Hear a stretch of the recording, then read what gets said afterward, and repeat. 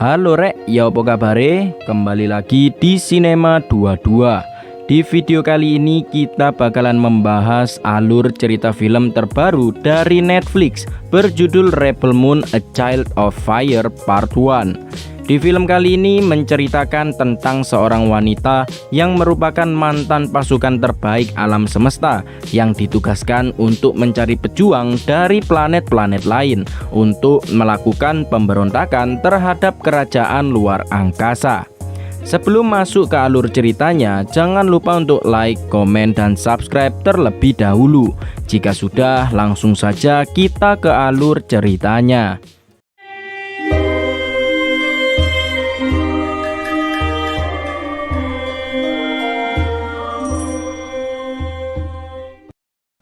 Ada sebuah dunia bernama Motherworld yang dipimpin oleh banyak raja secara turun-temurun tanpa ada gangguan sama sekali. Tapi terdapat salah satu penerus kerajaan yang sangat serakah, sehingga ia pun mulai menguras semua sumber daya planet yang mereka lalui dengan mengirim pasukan. Namun, sang raja dan ratu pun harus tewas karena sebuah pemberontakan, sehingga memutus garis keturunan raja untuk selamanya. Beberapa planet jajahan Motherworld secara diam-diam mulai merencanakan revolusi. Namun, seorang senator bernama Balisarius ingin merebut kekuasaan Motherworld, dan sebagai unjuk kekuatan, ia pun mengirim komandan paling kejam keluar Motherworld untuk menghancurkan planet yang mereka lalui. Scene kemudian berganti dan kisah akan berfokus kepada seorang wanita bernama Korra. Ia tinggal di sebuah desa kecil yang ada di sebuah planet luar Motherworld. Malamnya seperti biasa, di saat hari panen, seorang kepala desa bernama Sindri mengadakan makan bersama untuk syukuran karena hasil panen yang melimpah membuat hari-hari semua orang pun gembira dan menari bersama. Remind you that the gods of the harvest. And yes. Orang yang sudah menyelamatkan Korra, sebut saja Bambang, menyuruh Korra agar segera mempunyai pasangan. Namun Korra sendiri masih bingung, sedangkan ia sendiri sudah dididik untuk berperang sejak kecil, dan Korra merasa jika cinta adalah tanda kelemahan. Keesokan harinya, semua warga desa dikejutkan dengan kedatangan kapal induk Motherworld yang berisi pasukan bernama Imperium, sehingga mereka semua berbondong-bondong menyusun strategi agar hasil panen mereka bisa aman sentosa. Seorang petani bernama Gunnar menyarankan untuk menjual hasil panennya karena ia yakin para pasukan Imperium mau bekerja sama. Namun Korra menolak karena ia tahu jika kapal Motherworld tidak akan mau bekerja sama karena tujuan mereka adalah hanya untuk merampas dan menghancurkan yang sudah mereka lalui. Sindri kemudian memutuskan untuk tak memberikan apa-apa kepada pasukan Imperium. We start by showing them goodwill, not fear. Enemies of that ship up there.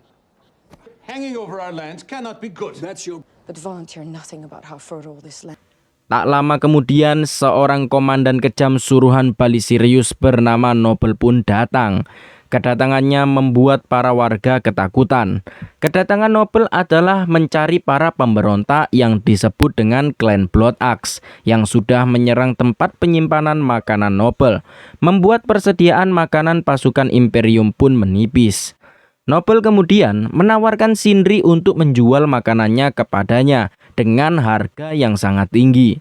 Namun Sindri menolak dan beralasan jika tanah di desanya tidak subur, sehingga hasil panen hanya cukup untuk makanan sehari-hari warga desa. Kemudian Gunnar malah menawarkan hasil panen desa ke Noble, membuat Sindri marah karena membongkar rencananya. Hal itu membuat Noble sangat kesal dan langsung menghabisi Sindri serta istrinya. Warga desa kemudian diberi waktu 9 minggu untuk memberikan hasil panen kepada Noble, dan Noble sendiri akan kembali dalam waktu 10 minggu.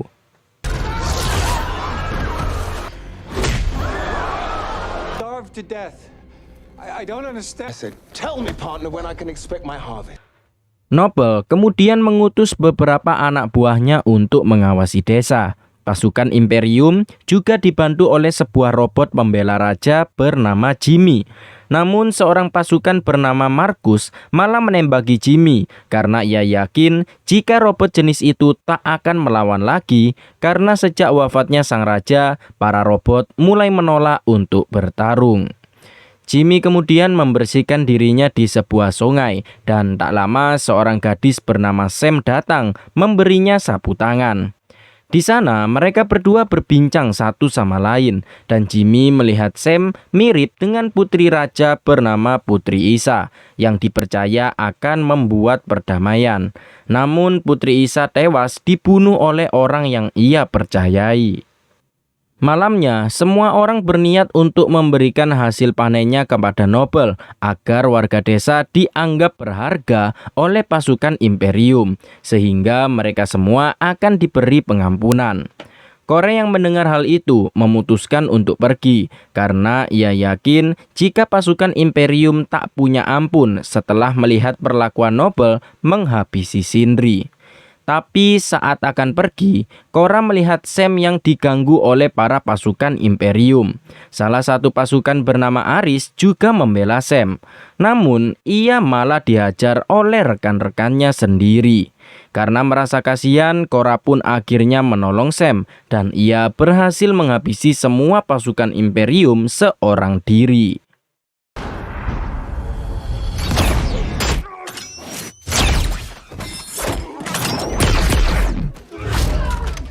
Kapten Imperium menyandra Sam, tapi beruntung Jimmy datang dan membantu Sam. Keesokan harinya, Korra memutuskan untuk mencari seorang jenderal bernama Titus serta beberapa pasukan agar ia bisa melindungi desa yang diambang pemusnahan. Gunnar juga ikut dengan Korra karena ia mengetahui orang yang akan menuntun mereka bertemu Jenderal Titus. Singkat cerita, saat beristirahat, Gunnar menanyakan mengapa Korra begitu yakin jika pasukan Imperium akan menghabisi warga desa. Akhirnya Korra pun bercerita jika pasukan Imperium hanya punya satu tujuan, yaitu menghancurkan, serta mereka sangat suka berperang. Pada saat berumur 9 tahun, dunia Korra diserang oleh Imperium yang dipimpin oleh Balisirius yang menewaskan kedua orang tuanya. Namun entah mengapa, setelah semua warga di sana dihabisi, Balisirius malah mengampuni Korra dan membawa Korra bersamanya saat umur 9 tahun. Selama 5 tahun, Korra dididik secara keras hanya untuk berperang. Dan pada saat 18 tahun, Korra yang menjadi prajurit terbaik Motherworld kehilangan kekasihnya di medan perang, membuat dirinya marah dan terus berperang.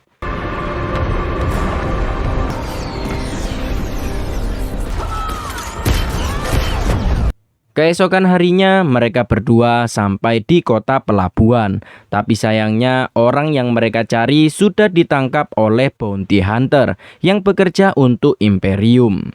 Membuat mereka mencari cara lain untuk mencari keberadaan Titus. Mereka berdua sempat diganggu oleh pria berkepala babi sebut saja Piggy. Namun Korra berhasil menghajarnya.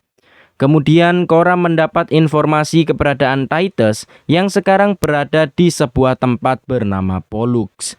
Korra juga diperingatkan untuk berhati-hati karena sebelumnya ada orang yang memburu Titus malah tewas secara mengenaskan.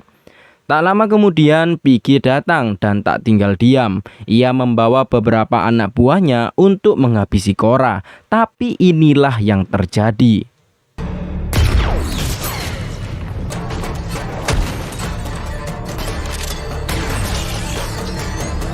Beruntung, Korra dibantu oleh seorang kriminal bernama Kai. Di sana, Kai dengan senang hati akan membantu mereka berdua menuju Pollux serta mencari pasukan melawan Motherworld, asal dibayar dengan pantas. Korra pun setuju dan segera berangkat menggunakan pesawat milik Kai. Sebelum ke Pollux, Kai mengajak Korra bertemu dengan seseorang yang akan cocok bergabung dengan mereka. See the harvest. Pollux. I need to stop and Singkat cerita, mereka bertiga sampai di tempat tujuan. Di sana mereka bertemu dengan seorang pria bernama Tarak yang pernah berperang melawan Motherworld. Namun saat ini ia mempunyai utang yang sangat besar dan berusaha untuk melunasinya. Karena Korra tak punya uang untuk menebus Tarak, bos Tarak sebut saja Udin menantang Tarak untuk menunggangi burung buas berukuran besar. Jika bisa, utang Tarak lunas. Jika gagal, Korra dan kawan-kawan akan bekerja dengan Udin. Mereka semua setuju dan Tarak segera menjinakkannya. Namun pada awalnya Tarak mengalami kesulitan untuk mengendalikan burungnya. Hingga pada akhirnya Tarak berhasil menunggangi burungnya dengan sangat lancar.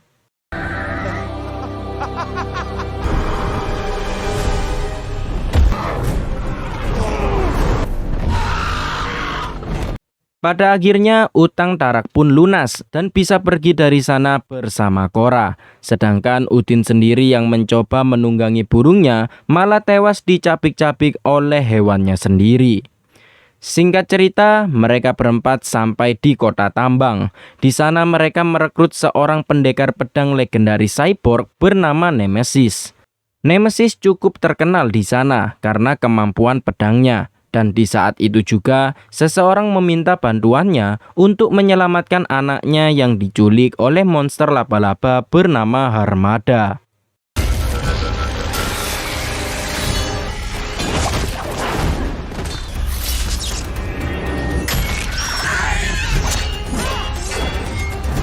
Ya, kemampuan Nemesis tak usah diragukan lagi. Ia berhasil menghabisi Harmada dengan kedua pedangnya.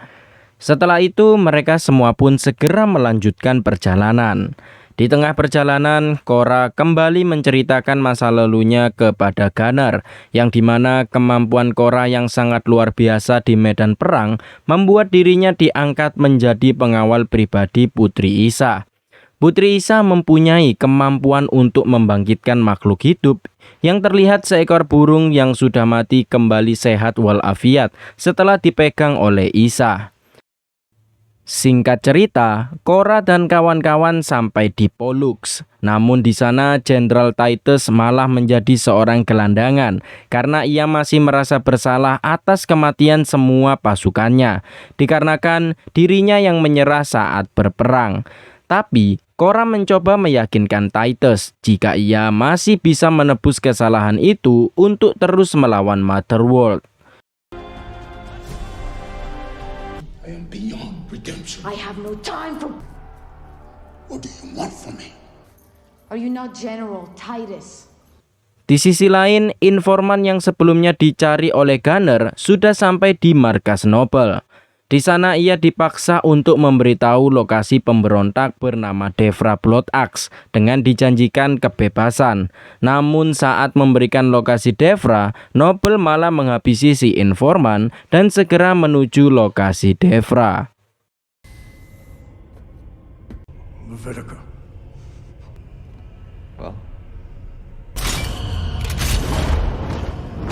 Singkat cerita, Korra dan kawan-kawan sudah sampai di lokasi Devra terlebih dahulu.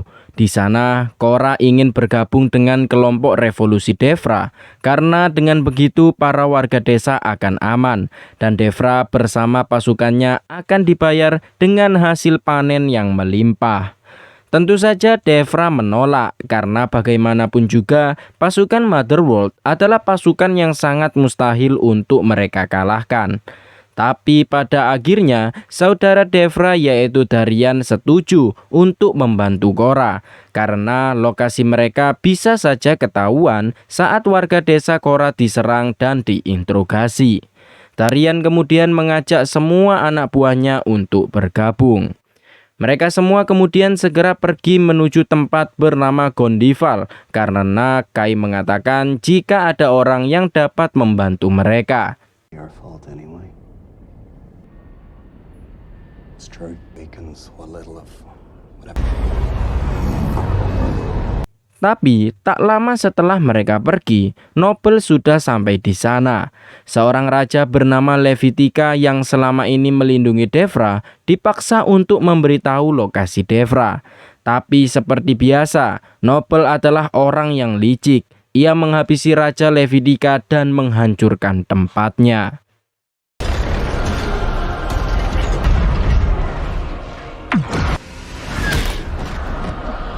Korra bersama lainnya akhirnya sampai di Gondival. Namun baru saja sampai di sana, tiba-tiba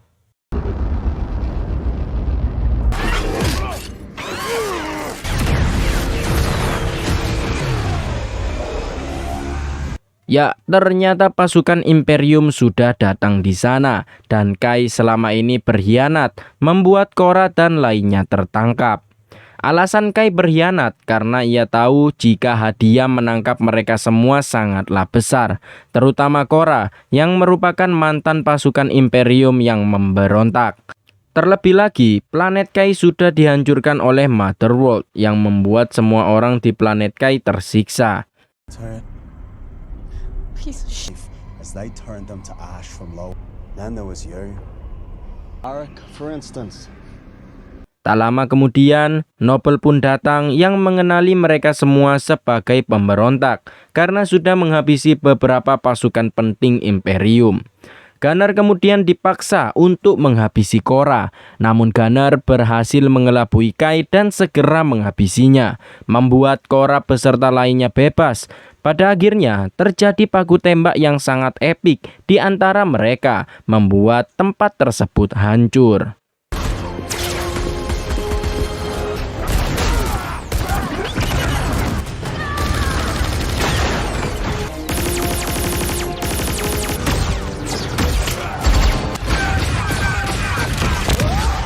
Di waktu yang sama, Darian harus tertembak dan dengan terpaksa ia pun mengorbankan dirinya untuk menghancurkan kapal induk Noble, membuat Noble tak mempunyai kendaraan lain untuk kabur.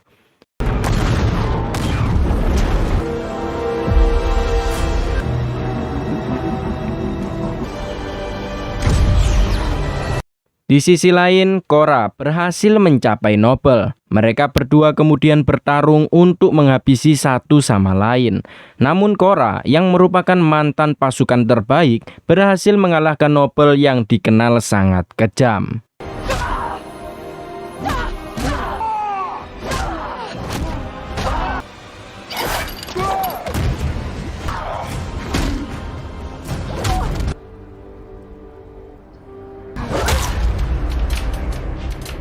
Setelah kejadian tersebut, tentu saja Mother World pasti mempunyai rencana lain untuk membalas. Namun Korra memutuskan untuk kembali ke desanya. Bersama kawan-kawan barunya, Korra akhirnya berhasil sampai di desa dengan selamat. Di waktu yang sama terlihat Jimmy dengan tampilan yang berbeda mengawasi desa dari kejauhan. Di sisi lain, tubuh Noble yang sudah tewas diambil oleh pasukan Imperium. Di sana, Noble dipasangi beberapa selang transmisi agar mereka bisa memberikan informasi terbaru kepada Balisarius.